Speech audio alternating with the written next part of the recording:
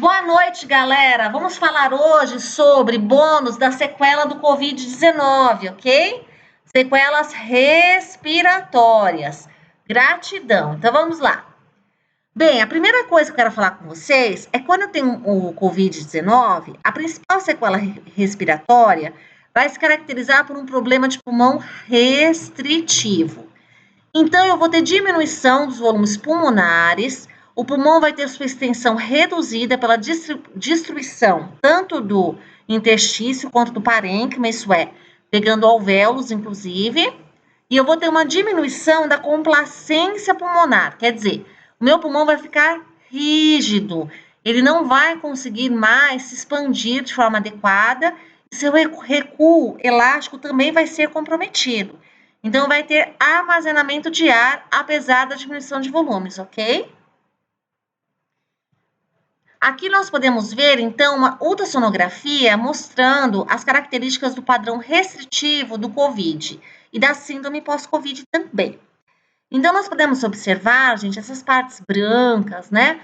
Representam as fibroses, as cicatrizes formadas, tá? Então, existe todo um processo inflamatório em termos de interstício, de parênquima pulmonar, gera cicatrizes, tecidos fibróticos e a diminuição, né, desse pulmão.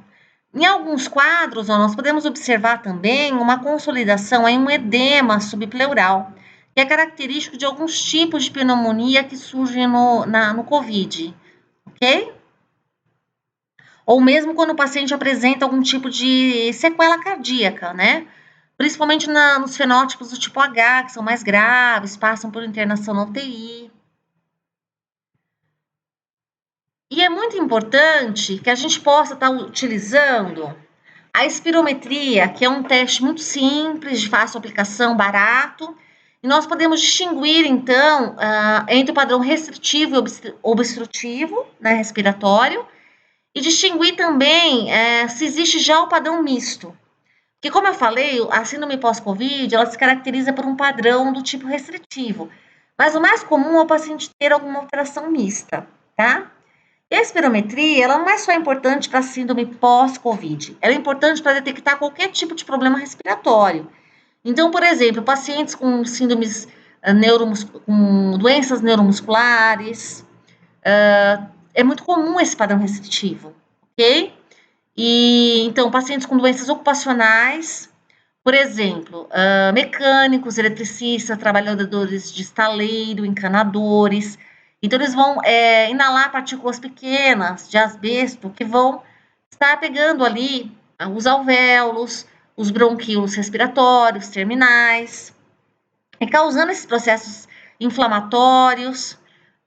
E também pode ser, por exemplo, pessoas que trabalham em saunas, umidificadores, que vão ter uma doença semelhante ao pulmão de fazendeiro, mineradores, trabalhadores de indústria de cerâmica ou jateadores de areia com silicose, né, inalando sílica, mineradores de carvão, muito famoso, né, as doenças restritivas do tipo pneumoconiose dos mineradores de carvão. Então, nós temos aí as beriloses nos trabalhadores de indústria de computadores e eletrônica, e muito comum essa doença do pulmão de fazendeiro, né, aquele agricultor que ele vai inalar, então, o feno mofado, ou mesmo outros tipos de partícula, por exemplo, de penas de pássaros. Então, uma característica de pneumonite por hipersensibilidade muito comum em cuidadores de pássaros, né? Temos também as pessoas que trabalham com saunas e umidificadores, que também vão estar trabalhando com partículas pequenas, que podem gerar patologias de pneumonite por hipersensibilidade, semelhante ao pulmão de fazendeiro. Os madeireiros, marceneiros também, né, desenvolvendo esse tipo de problema. Mas, assim, lembrando que quando nós falamos, né, nesse tipo de doença ocupacional, isso, assim, ocorre pelo tempo de exposição. Esse tempo de exposição é medido em dias, semanas e anos. E também a intensidade da exposição e se o sujeito tem uma predisposição genética a desenvolver essa patologia. E assim, é bem interessante estar prevenindo isso, não fumando, praticando atividade física e usando os EPIs, que seriam a proteção através das máscaras. Então, quando eu falo em padrão restritivo, isso vale para qualquer patologia respiratória. Então, inicialmente, eu vou ver o volume respiratório forçado no primeiro minuto sobre a capacidade vital forçada maior do que o limite inferior, tá? Maior que 60, no caso. E esse volume respiratório forçado no primeiro minuto, ele vai medir o fluxo, né? Então, assim, quando eu falo em espirometria, então eu vou medir volumes e vou medir fluxo. Fluxo é a velocidade, ok? Então, esse volume respiratório forçado no primeiro minuto, ele vai estar refletindo ali as vias respiratórias mais finas, que se colabam muito facilmente e que não vão aparecer na minha ausculta pulmonar, mas que são, assim, as que mais contribuem, né, para os déficits respiratórios. O que é muito característico do padrão restritivo é a capacidade vital forçada menor que o limite inferior. Agora, se essa capacidade vital forçada ela vai estar mais grave ou menos grave, ela vai refletir se eu tenho um quadro leve, moderado ou grave, ok? Desculpa, quando eu falei do VEF1 sobre a capacidade vital forçada, maior que o limite inferior, lá quando eu falei do índice de Fenot, lá no começo, antes da capacidade vital forçada, na verdade, o valor é 0,7, tá? Então, se eu tiver um valor maior que 0,7, quer dizer, maior que o limite inferior, então eu tenho uma característica de padrão restritivo. Agora, no caso da capacidade vital forçada, que vai ser menor que 60, tá? E eu tenho também a velocidade do fluxo do volume expiratório forçado, FEF, entre 25% e 75% da capacidade vital forçada. Ele vai estar com fluxos supranormais, maior que 1,5, ok? E com o tempo, como esse paciente ele tem uma diminuição da complacência, ele não vai fazer trocas gasosas, ele vai ter um recuo elástico ruim e vai ter toda uma destruição ali do parênquima pulmonar, inclusive de alvéolos, bronquíolos. Então, ele vai começar a não só ter a redução da capacidade vital, ele vai desenvolver uma síndrome mista.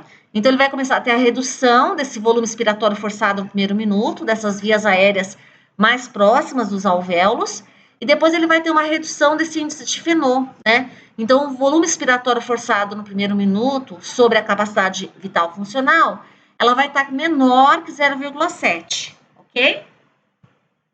Então, aqui, ó, eu vou medir, então, como eu falei, a espirometria, a quantidade de ar, né, o volume e a velocidade de fluxo. Então, eu não vou falar agora do subobstrutivo, porque não me interessa, tá? Mas só lembrando que quando eu falo do volume expiratório, né, do FEV, do fluxo expiratório forçado, entre 25% e 75% da capacidade vital forçada, eu já estou falando das vias aéreas menos distais aos alvéolos, né? De, vamos dizer, calibres medianos. Então, quando o meu padrão se torna de restritivo para misto, então eu já vou ter comprometimento desse fluxo expiratório forçado. Então, esses bronquíolos de médio calibre também já vão estar comprometidos. Então, no meu padrão restritivo, eleve quando ele é menor que 60, né, do limite 60% da capacidade vital forçada, moderado quando é 51 a 59%, e quando é menor que 50%, eu considero, então, um caso grave, ok? Assim, eu tenho sinais clínicos característicos, né, desses padrões restritivos. Então, quais são esses sinais clínicos característicos? Então, eu tenho a dispneia principalmente de esforço, mas no caso da síndrome pós-Covid, como o paciente tem todo aquele quadro de trombos, às vezes ele fica internado, então o descondicionamento, os procedimentos de UTI, estresse, então tudo isso leva uma dispneia para atividades mínimas, como já foi falado. Então, ele tem a ortopneia, que é a dispneia em decúbito dorsal, tá? O edema periférico, por quê? Quando o paciente deita, então tem toda aquela questão, né, que muitas vezes ele desenvolve problemas, ele se torna um respirador bucal, ele compensa nas vias aéreas superiores a falta de oxigenação dele, e isso gera, então, toda uma descompensação, esse paciente acorda muitas vezes por noite, né, e também o edema dele vai se tornar, ele vai para a parte posterior, normalmente, do pulmão, né, ou para partes do pulmão onde você tem uma extensão maior de alvéolo. Então, o paciente vai apresentar essa dificuldade para dormir, que vai levar um quadro no outro dia de fadiga, dores de cabeça matinal e de edemas. E esse edema periférico também pode ser um problema que surge do coração, porque normalmente, principalmente os pacientes do tipo H mais graves, que ficam na UTI, eles desenvolvem problemas cardíacos. E isso predispõe, então, aos inchaços, né, de perna, de pés, a edemas periféricos. E os pacientes podem estar agravando, desenvolvendo hipertensão e diabetes mellitus, a apneia do sono que eu já falei, ele vai acordar várias vezes, vai desenvolver padrão de respirador bucal, e o estresse, que o paciente vai desenvolver por essa série de comprometimentos, então vai ser um paciente muito estressado, e inflamações constantes das vias nasais superiores, porque ele se torna um respirador bucal e começa a pegar, né, as sinusites, rinites da vida, gerando, então, mais obstrução respiratória. Relembrando também, gente, quais são os pacientes de risco para desenvolver os problemas mais graves respiratórios na síndrome pós-Covid. Não só na síndrome pós-Covid, mas no Covid como um todo, ok? Então, os pacientes de risco são os hipertensos, que têm diabetes mellitus, os obesos, principalmente grau 3, que é aquele obeso mórbido, né? E os tabagistas. Não esquecendo também dos que têm síndromes psiquiátricas ou pacientes que já têm algum distúrbio, né? Neuromuscular, já teve algum TCE, algum problema respiratório, algum problema neurológico, né? Sequelas de lesão medular. Então, esses pacientes também são de grande risco, porque eles já desenvolvem algum tipo de padrão restritivo. E isso vai se agravar com o COVID, né? Pacientes que são muito idosos, pacientes que têm uma baixa mobilidade, né? Tudo isso predispõe. E lembrando, quando eu falei para vocês da questão do edema, assim, tem toda uma problemática. Quando o paciente dorme, ele vai ter toda aquela dificuldade respiratória que eu falei naquelas regiões onde se junta o edema, e isso faz com que o paciente tenha aquelas faltas de ar dormindo, né? Que a gente chama de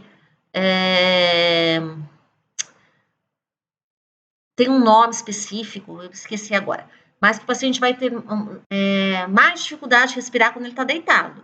Isso pode vir tanto da questão do edema, dos processos, né, restritivos, da questão, e o difúvio que o paciente tem, né? Então, tudo isso esses edemas, a destruição do parênquima pulmonar, a questão da perda do diafragma, por hospitalização, ou pelo paciente ficar isolado, tudo isso vai agravando essa síndrome pós-Covid, ok? Espero que eu tenha contribuído com vocês. Eu falei rapidinho, porque não dá tempo, assim, se o vídeo não rola, se a gente não for rápido.